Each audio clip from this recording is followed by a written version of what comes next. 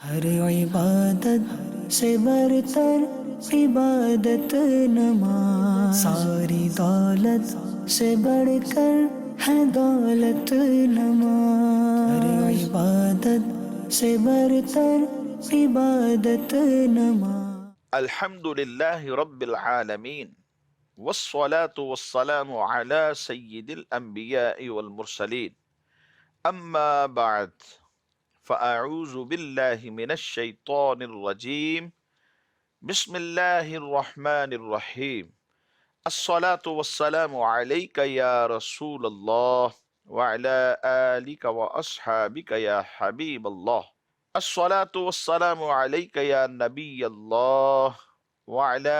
آلک واصحابک یا نور اللہ۔ سنن ابن ماجہ میں ہے، حضرت ابو دردہ رضی اللہ تعالی عنہ فرماتے ہیں کہ رسول اللہ صلی اللہ تعالی علیہ وآلہ وسلم نے ارشاد فرمایا، اکثروا من الصلاة علی یوم الجمعہ فإنہ مشہود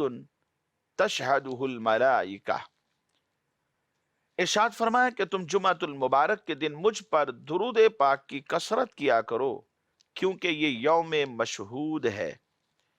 اللہ کے فرشتے اس دن حاضر ہوتے ہیں۔ وَإِنَّ أَحَدًا لَن يُصَلِّيَ عَلَيَّ إِلَّا عُرِضَتْ عَلَيَّ صَلَاتُهُ حَتَّى يَفْرُغَ مِنْهَا، اور ارشاد فرمایا اور مجھ پر جو درود پڑھے گا اس کا جو درود ہے وہ مجھ پر پیش کیا جاتا ہے۔ حضرت ابو دردہ رضی اللہ تعالی عنہ کہتے ہیں کہ میں نے عرض کیا وبعد الموت، کہ اللہ کے رسول علیہ السلام کہ آپ کے وصال ظاہری کے بعد بھی ایسا ہی ہوگا؟ تو میرے حضور نبی کریم صلی اللہ علیہ وسلم نے یہ بات ارشاد فرمائی، ان اللہ حرم علی الارض ان تأکل اجساد الانبیاء علیہم السلام، بے شک اللہ تبارک و تعالی نے زمین پر انبیاء کرام علیہم السلام کے جسموں کو کھانا حرام کر دیا ہے۔ اور اس کے بعد حضور فرماتے ہیں فنبی اللہ حی یرزق، تو اللہ کا نبی زندہ ہے، روزی دیا جاتا ہے۔ صلو علی الحبیب صلی اللہ تعالی علی محمد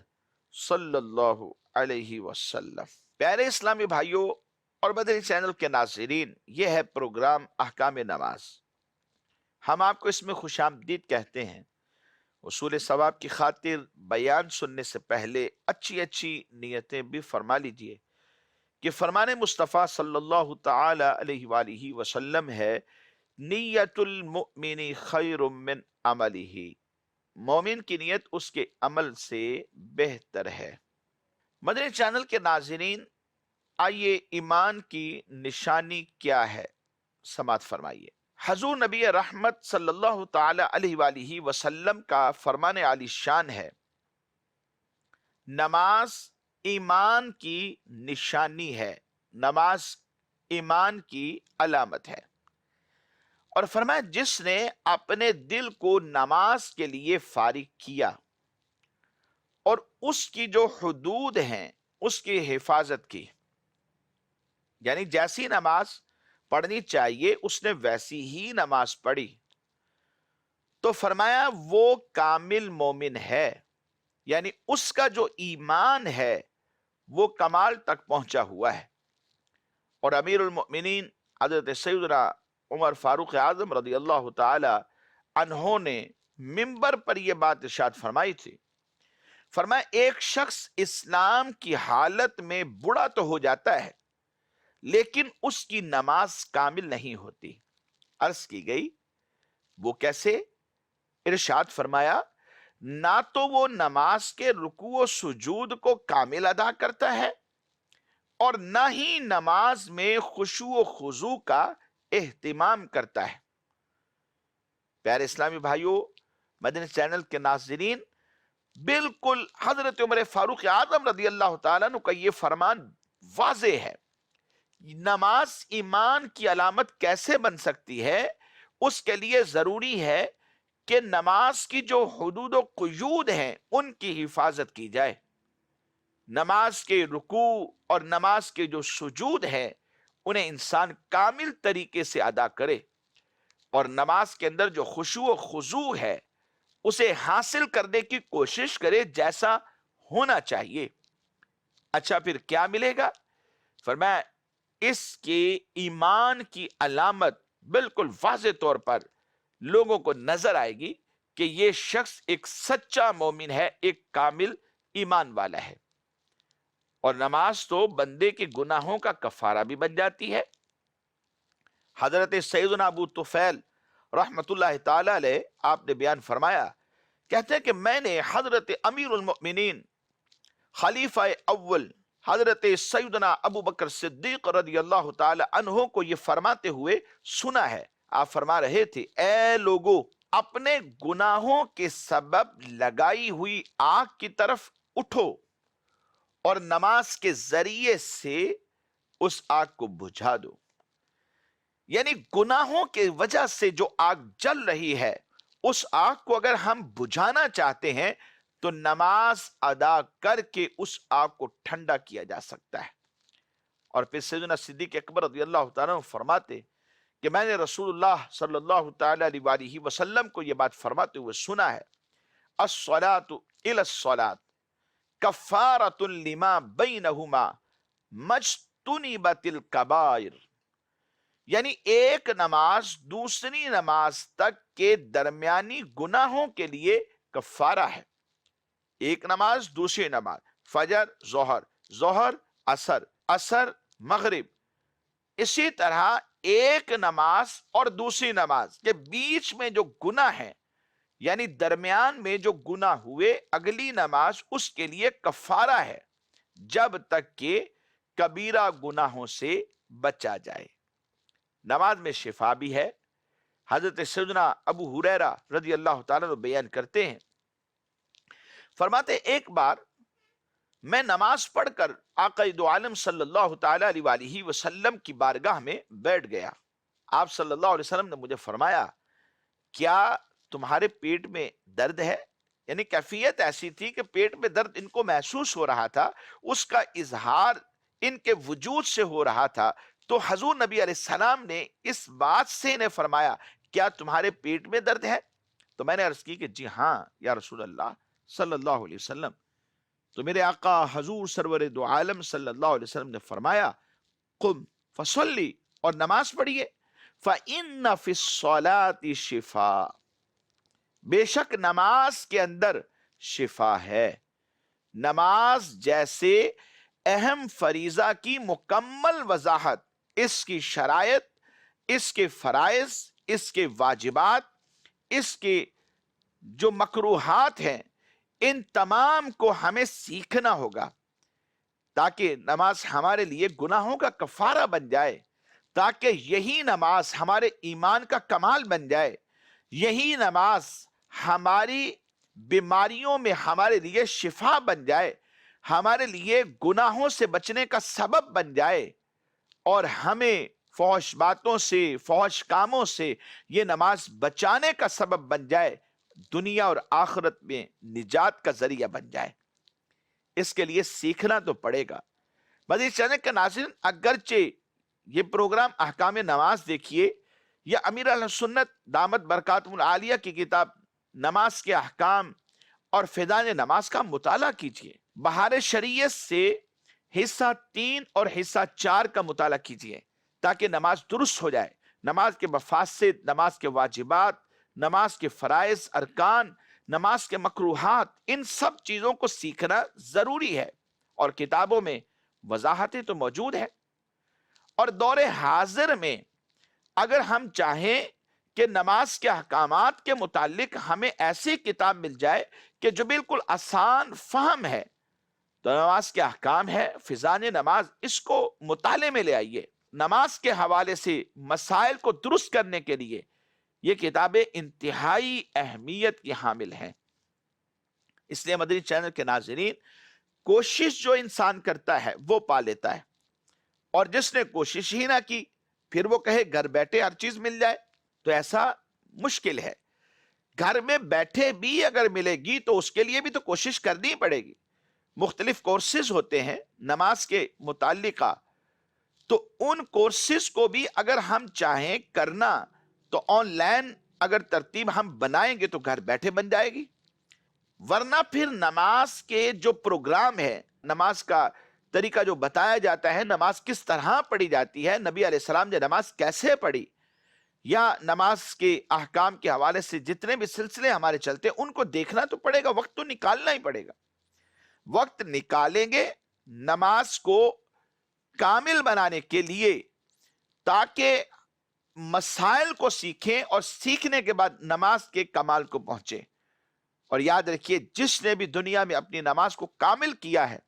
اللہ تبارک و تعالی اس سے ایمان کا کمال عطا فرما دیتا ہے. جی ہاں مدنی چینل کے ناظرین،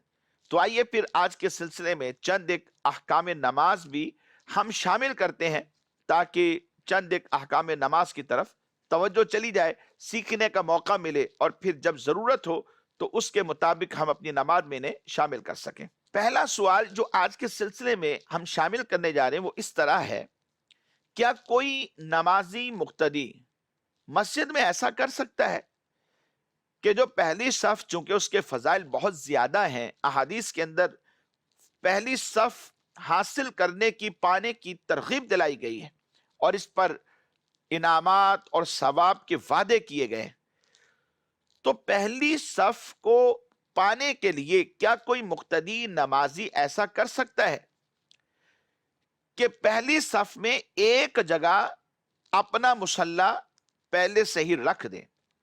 اور پھر اسی جگہ پر آ کر یہ نماز پڑھا کرے؟ چونکہ مصلی اس کا ہے تو کوئی اور پھر اس جگہ پر آ کے نماز نہیں پڑھے گا، وہ جگہ اسے ہی مل جائے گی. دیکھیں، اس حوالے سے عرض یہ ہے کہ مسجد میں اپنے لیے اس طور پر کوئی جگہ مقرر کر لینا کہ بندہ خاص اسی جگہ پر آ کر اپنی نماز ادا کرے گا، اس کے علاوہ اور جگہ نہیں پڑے گا، فقہاء نے لکھا ایسا کرنا یہ ناپسندیدہ ہے، مکروہ ہے. البتہ اگر اس طرح باقاعدہ جگہ مخصوص کرنے کا کوئی معاملہ نہیں ہوتا، مثال کے طور پر کوئی شخص مسجد میں آیا اور کسی جگہ کوئی کپڑا وغیرہ رکھ کر وضو کرنے کے لیے چلا گیا اور پھر بعد میں اسی جگہ آ کر بیٹھ گیا، تو اس میں کوئی حرج نہیں ہے، کیونکہ اب یہ نئے سرے سے آیا ہے. کپڑا رکھا، وضو کرنے چلا گیا، وضو کر کے آیا اور وہیں پر بیٹھ گیا، جیسے ہی جماعت شروع ہوئی پھر تکبیر تحریمہ کے ساتھ اس جماعت میں شامل ہو گیا، تو اس میں کوئی حرج نہیں ہے. ایسا نہیں ہے کہ پکا پکا مصلی بچھا دے اور یہ جگہ گویا کہ اسی کی ہو گئی اور اب کوئی شخص اس جگہ پر کھڑا ہی نہیں ہوگا، یہ آئے نہ آئے مصلی بس بچھا رہے گا، لوگوں کو پتا ہوگا کہ بھائی یہاں پر فلاں صاحب، فلاں بابا جی، فلاں میاں صاحب، فلاں حاجی صاحب وہ کھڑے ہوتے ہیں، اب وہاں پر وہی کھڑے ہوں گے، اس کے علاوہ کوئی اور نہیں. ایسا کرنا یہ مکروہ ہے. نماز کے لیے آیا، نماز کا وقت ہے، اس سے پہلے کہ جماعت قائم ہوتی اپنے مصلی کو وہاں پر رکھا یا کوئی رومال وغیرہ کوئی چیز رکھ کر وضو کرنے چلا گیا، وضو کر کے آ کر بیٹھ گیا، اس میں کوئی حرج نہیں ہے. اس مسئلے کو خوب یاد کیجئے اور اس کے اوپر اگر کبھی عمل کی ضرورت پڑے تو جب آپ کو مسئلہ یاد ہوگا تو عمل بھی ہو سکے گا اور شریعت کے دائرے میں رہ کر گناہ سے بچت کی صورت بھی نکل آئے گی. مدنی چینل کے ناظرین، جب بات مقتدی کی چلی ہے تو یہاں پر ہم آپ کو یہ بتاتے چلیں کہ مقتدی کی 4 قسمیں علماء نے بیان فرمائی ہیں. ایک مقتدی جس کو مدرک کہا جاتا ہے، دوسرا لاحق ہے، اور تیسرا جو مقتدی ہے اسے مسبوق کہا جاتا ہے، اور چوتھا مقتدی یہ لاحق مسبوق ہوتا ہے، یعنی یہ لاحق بھی ہے مسبوق بھی ہے. اس کے علاوہ الگ سے ایک لاحق کا درجہ ہے اور مسبوق کا درجہ بھی جداگانہ ہے، لیکن یہ چوتھے نمبر پر ایسا مقتدی ہے جو لاحق بھی ہوتا ہے اور یہ مسبوق بھی ہوتا ہے. آئیے ان کی تعریفات بھی میں عرض کرتا ہوں. مدرک اسے کہتے ہیں جس نے اول رکعت سے ہی تشہد تک امام کے ساتھ نماز پڑھی ہو. اگرچہ کہ پہلی رکعت میں اگر کوئی مقتدی کچھ لیٹ ہو گیا اور رکوع میں آ کر امام کے ساتھ شامل ہو گیا، گویا کہ پہلی رکعت اسے مل گئی، اس کی پہلی رکعت شمار ہوگی، اس سے بھی مدرک ہی کہا جائے گا۔ رکوع میں مل گیا، پہلی رکعت گویا کہ اس کی کاؤنٹ ہوگی، دوسری، تیسری، چوتھی، یہ چاروں رکعتیں امام کے ساتھ پڑھی اور تشہد بھی امام کے ساتھ کیا، سلام پھیر دیا، اسے مدرک کہا جاتا ہے۔ اور دوسرا ہے لاحق، یہ وہ شخص ہوتا ہے کہ جو امام کے ساتھ پہلی رکعت میں مدرک کی طرح شامل ہوا، پہلی رکعت میں ہی اس نے اقتدا کی، مگر اقتدا کے بعد اس کی کل رکعتیں یا بعض فوت ہو گئیں، خواہ وہ کسی عذر کی وجہ سے فوت ہوئی ہوں یا بغیر عذر کے فوت ہوئی ہوں، اسے لاحق کہا جاتا ہے۔ یہ مدرک کی طرح ہوتا ہے، یعنی شروع سے ہی امام کے ساتھ نماز میں شامل ہو گیا۔ اس کی جو رکعتیں فوت ہوئی ہیں، کہا گیا کہ خواہ عذر کی وجہ سے، عذر مثلا بھیڑ بہت زیادہ تھی، اس کی وجہ سے رکوع و سجود یہ کر نہیں پایا، اس لیے نماز میں پیچھے رہ گیا، یا ہوا یہ کہ نماز میں اس کو حدث لاحق ہو گیا، وضو ٹوٹ گیا، اب جو وضو کر کے دوبارہ جماعت کو پانے والی صورت ہے اس کی شرائط کے مطابق یہ گیا، وضو کیا، اور جو شرائط ہے ان کے اوپر کمپلیٹ عمل کر کے اسی جگہ پر آ کے کھڑا ہوا اور جماعت میں پھر دوبارہ یہ وہیں سے شامل ہو گیا۔ اب یہ شروع تو امام کے ساتھ کرتا ہے، لیکن کل یا بعض رکعتیں کسی وجہ سے، خواہ وہ عذر ہو، عذر کی وجہ سے رہ گئی یا بلا عذر رہ گئی، جیسے اس نے امام سے پہلے رکوع یا سجدہ کر لیا، پھر یہ وہیں پر رہا، یعنی ایسا نہیں کہ اس نے اس کا اعادہ کیا ہو، اس نے اعادہ بھی نہیں کیا، وہیں پر رہا، امام بھی آ کر شامل ہو گئے، امام سے پہلے یہ رکوع میں یا سجدے میں چلا گیا، تو امام کی دوسری رکعت اس کی پہلی رکعت ہوگی، اور تیسری دوسری، اور چوتھی تیسری، اور آخر میں ایک رکعت اس نے مزید پڑھی تو اس کی نماز بھی کمپلیٹ ہو جاتی ہے، آخر میں سلام پھیرتا ہے، گویا کہ شروع امام کے ساتھ کی تھی، اگرچہ کہ تاخیر کے ساتھ سلام پھیرا، لیکن اسی ترتیب کے ساتھ اس نے سلام پھیر دیا، یہ ہے لاحق۔ اور تیسرا مقتدی ہوتا ہے مسبوق مقتدی۔ مسبوق وہ ہے کہ امام کی بعض رکعتیں پڑھنے کے بعد نماز میں شامل ہوا اور آخر تک پھر شامل رہا، امام صاحب ایک رکعت پڑھ چکے تھے، دو پڑھ چکے تھے، یہ بعد میں آ کر شامل ہوتا ہے،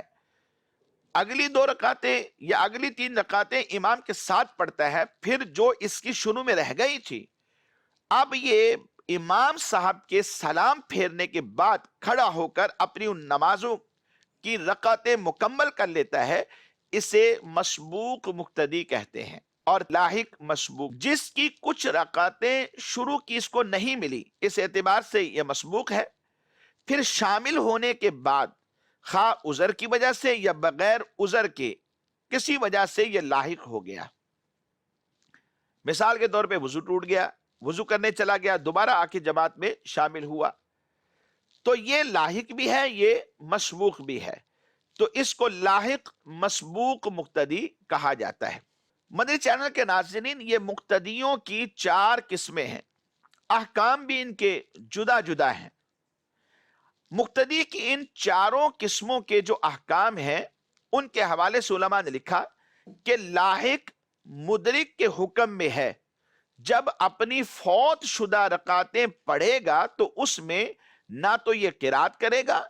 نہ سہو کی وجہ سے، یعنی اب سہو واقع ہوا تو سہو کی وجہ سے سجدہ سہو بھی نہیں کرے گا،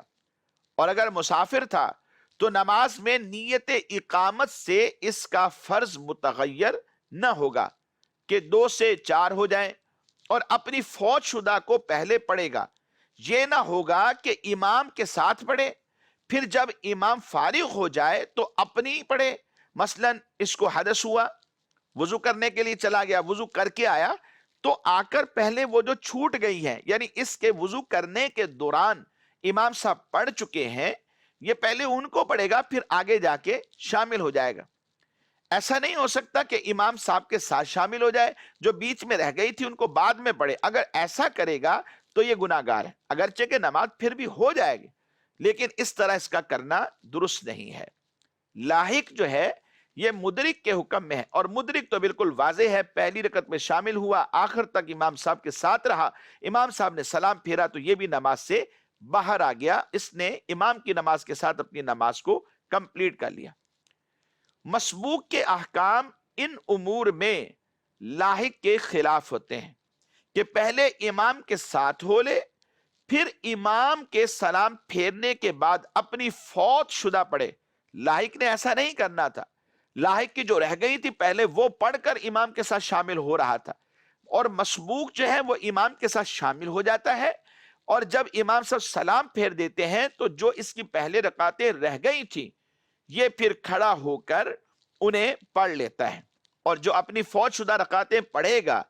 مسبوق ان میں قرات بھی کرے گا۔ پہلی رکعت تھی فوت ہونے والی تو پہلی رکعت کے اعتبار سے پڑھے گا،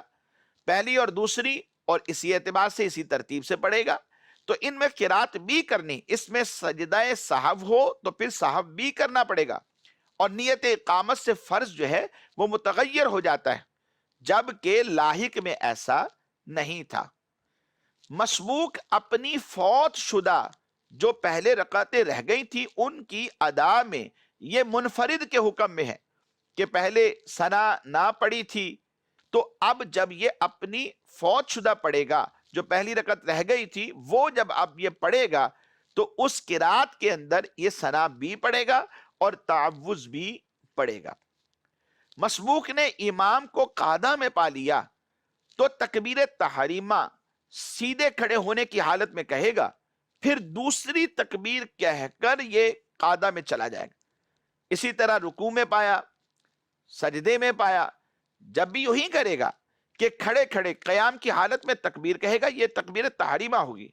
پھر اس کے بعد دوسری تکبیر تکبیر انتقال کہہ کر رکوع میں امام کے ساتھ مل جائے گا، اگر امام صاحب سجدے میں ہے تو سجدے میں مل جائے گا۔ ان سب صورتوں میں اگر اس نے ایک تکبیر ایسی کہی کہ جو اگلے رکن میں منتقل ہو کر ختم ہوئی، جیسے کھڑے کھڑے کہتا ہے اللہ اکبر اور رکوع میں جا کے ختم کرتا ہے، تو یہ تکبیر تحریمہ نہیں ہوگی، یہ تکبیر انتقال ہے، اور تکبیر تحریمہ یہ نماز کا رکن ہے، رکن فوت ہو گیا تو نماز شروع ہی نہیں ہوئی۔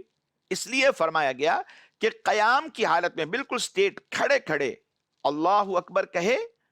یہ تکبیر تحریمہ ہے، پھر دوسری تکبیر کہہ کر اگلے رکن میں جہاں امام صاحب ہیں ان میں منتقل ہو جائے۔ امام رکوع میں ہے تو رکوع کی تکبیر کہلائے گی، اگر امام صاحب سجدے میں ہے تو پھر دوسری تکبیر سے یہ سجدے میں منتقل ہوگا اور یہ سجدے کی تکبیر کہلائے گی۔ تو اس طرح مختلف احکام ہیں، اور بعض باتوں میں یہ سب آپس میں مختلف ہیں۔ اور مزید ایک مسئلہ آج کے سلسلے میں شامل کرتے ہیں، مسبوق کو کھڑا کب ہونا چاہیے؟ یعنی امام صاحب ایک رکعت پڑھ چکے تھے تب یہ شامل ہوا، اب امام صاحب 4 رکعتیں پڑھنے کے بعد سلام پھیریں گے پھر یہ کھڑا ہوگا، تو اسے کب کھڑا ہونا چاہیے؟ امام صاحب پہلا سلام شروع کریں تب ہی کھڑا ہو جائے، یا دوسرا سلام شروع کرے تب کھڑا ہو؟ تو اس پر علماء نے لکھا کہ مسبوق کو چاہیے کہ امام کے سلام پھیرتے ہی فوراً کھڑا نہ ہو جائے، بلکہ اتنی دیر صبر کرے کہ معلوم ہو جائے کہ امام کو سجدہ سہو لازم نہیں ہے، مگر اس وقت جلدی کھڑے ہونے کا حکم ہے جب وقت تنگ ہے۔ پتہ ہے کہ اب یہ مزید سٹے کرے گا تو وقت ہی ختم ہو جائے گا، جب وقت ختم ہو جائے گا تو پھر یہ گویا کہ مکروہ وقت داخل ہو جائے گا یا اگلی نماز کا وقت شروع ہو جائے گا، تو اس میں یہ احتیاط کر سکتا ہے کہ جلدی کھڑا ہو جائے، ورنہ تھوڑا صبر کرے، اگر امام صاحب سجدہ سہو کرتے ہیں تو ساتھ میں شامل ہو جائے، اگر نہیں کرتے تو یہ فوراً کھڑا ہو سکتا ہے۔ عام طور پر جب دوسری طرف سلام پھیرا جاتا ہے، یعنی پھیرنا شروع کیا جاتا ہے، تو مطلب یہ ہوتا ہے کہ امام صاحب کے اوپر سجدہ سہو لازم نہیں ہے، اب یہ چاہے تو کھڑا ہو سکتا ہے۔ مدنی چینل کے ناظرین، آئیے آج کے سلسلے میں ریکارڈڈ سوال بھی شامل کر لیتے ہیں۔ یہ سوال چلائیے۔ محمد حسن اتاری مفتی صاحب کی بارگاہ میں سوال عرض ہے کہ مقتدی نے اگر قاعدہ اولیٰ میں تشہد کی جگہ آیت الکرسی پڑھ لی بھولے سے، اور امام صاحب کھڑے ہو گئے ہیں اور مقتدی بھی کھڑا ہو گیا، اور اسے یاد آ گیا لیکن اس نے اسی طرح نماز مکمل کر لی ہے، اور اس نماز کا کیا حکم ہے؟ مقتدی اگر قاعدہ میں بھولے سے آیت الکرسی پڑھ لیتا ہے